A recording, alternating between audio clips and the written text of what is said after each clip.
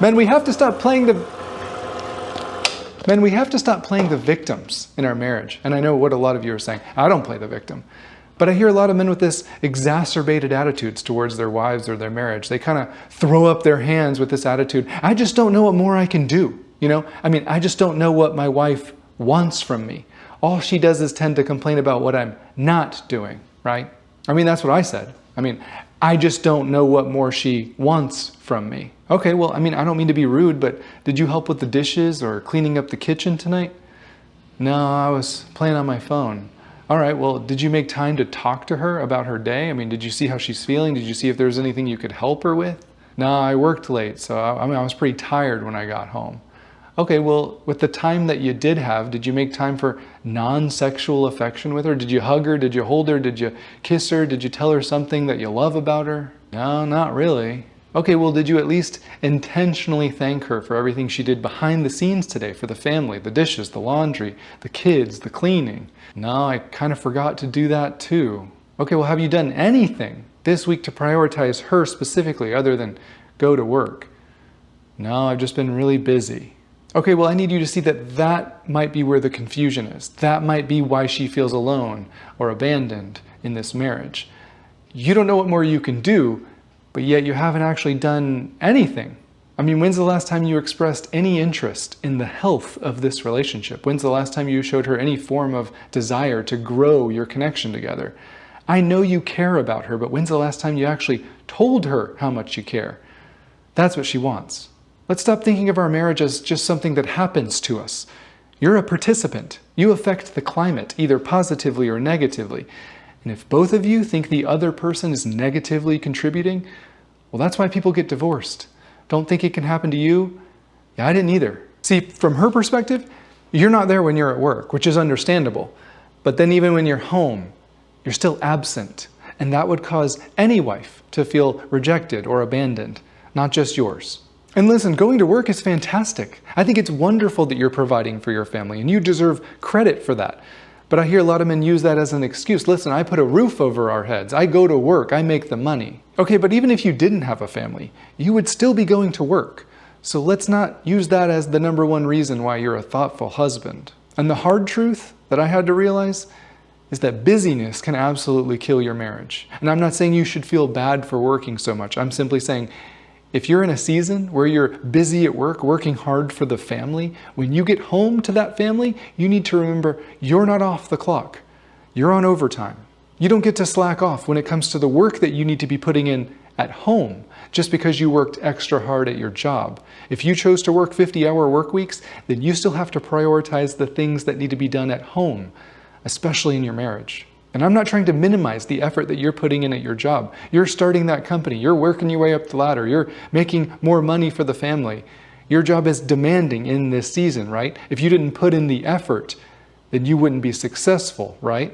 And that's all fine, if you're remembering that your relationship also demands things from you in order to be successful and function properly and not go belly up. Things like time and effort and intentionality. You can work hard at your job as long as you're checking in with the family and your wife and making sure that you're talking about the effect that it's having on them, addressing their needs and desires, and using whatever time you have to strengthen your relationships. Because for some of you, you don't even have a relationship with your wife anymore. You just have a marriage certificate, and those things are very different. Ask any person who's divorced. And a lot of times, she didn't ask for more money. She didn't ask you to chase that promotion. She didn't sign up for an absent husband. So stop using your job as an example of selflessness. It's not.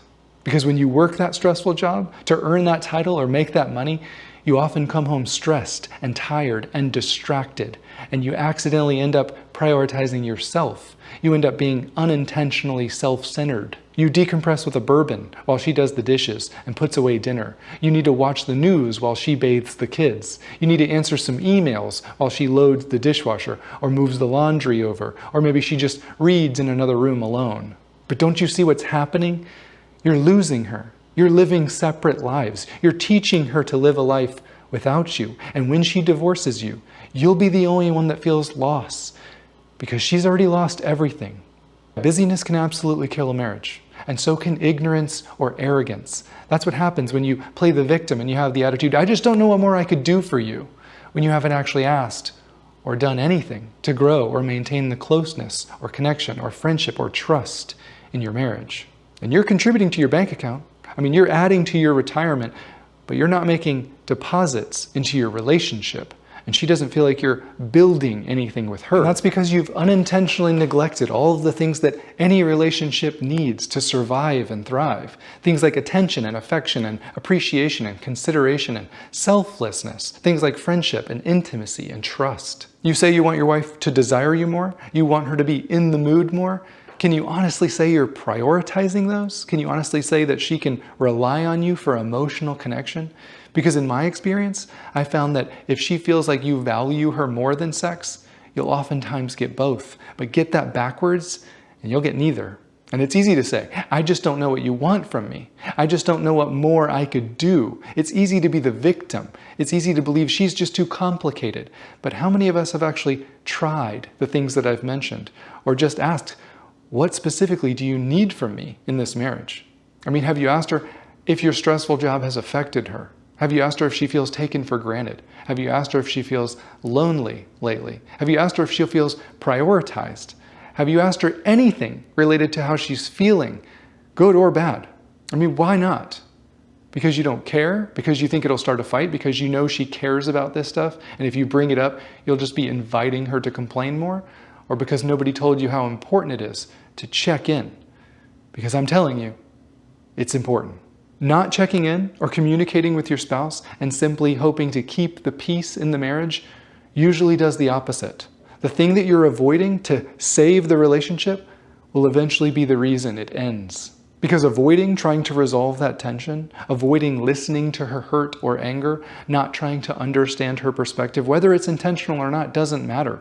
It only leads to distance and disconnection and usually divorce. Unintentional neglect and selfishness and pride can still kill your marriage. So stop playing the victim. Stop unintentionally hurting your marriage. And I get it that this stuff doesn't come natural. I get it that you feel like she's just making you feel like a failure. She's attacking you unfairly. It feels like she only brings up complaints and doesn't give you praise for what you're doing right. I get that. I have felt the same way. But ignoring that cycle that you're stuck in where you continue to feel attacked and she continues to feel unheard or unprioritized isn't sustainable. It will destroy your marriage. That's where that path leads. Distance and disconnection. Take it from someone who's gone down that road. I know where it leads. I read a good quote from marriage psychologist John Gottman. He says, marriages die in the conversations that never happen. Some of you are avoiding conversations that need to happen. Some of you are purposely or accidentally ignoring conflicts that need to be addressed, avoiding past wounds that need to be healed. And I'm just warning you, ignoring those conversations doesn't save the relationship. It kills it. But you can change that at any time. The marriage you want is possible, where there's connection and less fighting and more sex. But that marriage isn't the result of avoidance or ignorance or apathy or laziness, especially in your communication. And for me, I had to learn the hard way that I don't know what I don't know, but what I don't know can still hurt my spouse and my marriage. And the truth is, love always requires something from us, doesn't it? It must be demonstrated, not just talked about. It requires intentionality and sacrifice and selflessness. And some of you haven't actually loved your spouse in years. You only think you have. And do you know what's easier than actually asking your wife what she needs to feel emotionally connected or prioritized or loved in this marriage and then taking steps towards those? It's easier to just mentally label her as too needy, too sensitive. It's easier to convince yourself she's just complaining again. She's too emotional.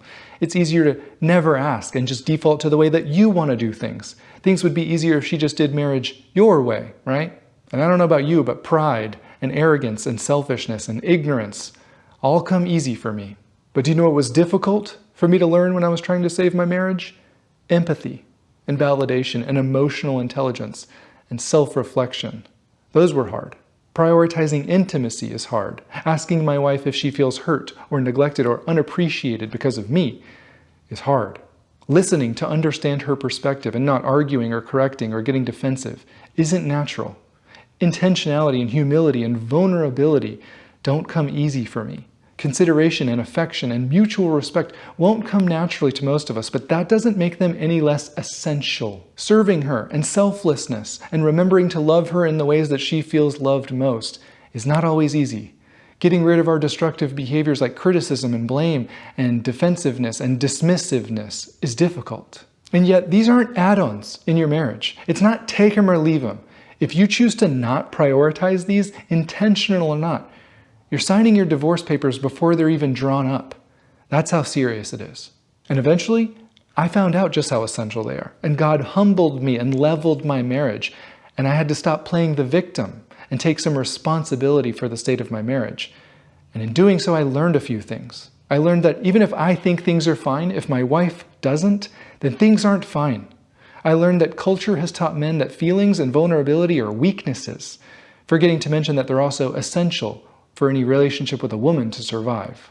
I learned that I'm pre-programmed to fail in my most intimate relationships. My lack of self-awareness and emotional maturity is the perfect storm to sabotage my relationships and then make me blame them when it fails. I learned that few marriages end due to an abundance of intimacy and friendship and trust and vulnerability and healthy communication. Millions of marriages die or drift apart due to a lack of those things. And most men don't even think they're worth Googling.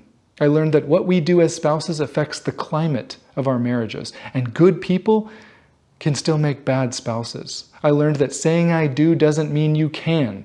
It just means you intend to, and intentions mean jack without actual follow-through. I learned that marriage requires things from you if you want it to be strong instead of weak. Love requires things of us if we want to actually have a successful, healthy marriage. Things like selflessness and consideration and kindness and mutual respect. I learned that there's no cruise control. If you aren't intentionally moving forward, you're slowing down. I learned that some days it's 50-50, but other days it's 80-20. What's not okay is if it stays unbalanced. I learned that selfishness and pride and neglect are all subjective. Nobody thinks they're guilty of them, but unintentional neglect still kills marriages. Are you man enough to ask her if she's felt unintentionally neglected or taken for granted? I wasn't either. Hey, what you doing? Working.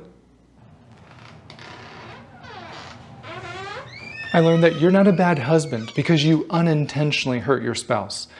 But what makes you a bad husband is when she's vulnerable with you and actually admits to you that she feels hurt, and you get defensive and you make excuses and dismiss her feelings. You tell her why she shouldn't feel that way or why her feelings aren't your responsibility. I learned that I had forgotten how to say the words, "I'm sorry, I was wrong." Even though I didn't intend to hurt you, I can understand how you could feel that way, and I want to help repair any hurt I may have caused. I learned that inviting and encouraging her feelings and hurts and perspectives, actually listening to understand her point of view, validating her pain, dealing with old wounds and hurts in the relationship with empathy, bringing those up in a new way actually causes the conflicts and the complaints to go down, not up. I learned that marriages only thrive in climates of honesty and transparency and having a desire to fully know your spouse and be fully known by them. And men, you can't fully know her when you don't even know yourself. I learned that trust and reliability are built and maintained in the small, consistent moments of thoughtfulness and kindness and respect and selflessness. It's those small acts of consideration, whether present or absent, that make the biggest impact in our marriages. And for the 1% of husbands that will actually take my advice, for the very few of you that simply pick a few things and start doing them consistently, you will see your marriage change into something great. You'll be lovers again instead of just roommates. You'll be friends instead of at each other's throats. But it takes you willing to stop doing what's not working and try something new. My advice, take it or leave it, make a list, write some things down, put it on your bathroom mirror, put it on your desk at work, tattoo it on your arm for all I care. And make sure every day you're doing things off of that list. These things won't come natural to you. You have to make them intentional habits. But that's where real change is seen, because marriages die in the things that you never got around to. So ask her what's important to her, because if it's important to her, it's important to you, right? And marriage doesn't need to be so complicated. Ask her specifically what she needs to feel emotionally safe and connected. Ask her what she specifically needs to feel loved and prioritized and valued and appreciated. Ask her what more vulnerability and intimacy would mean to her in this marriage. And then when she says words, write them down. Congratulations, she just wrote your list for you. Do what's on the list. Because when I ask husbands what they think their wife's answers would be to those questions, they have a tendency to say, I don't know. But let's stop using that as an excuse and let's start acting like our marriage is important enough to find out. Thank you so much for watching. Can't wait to see you in the next one.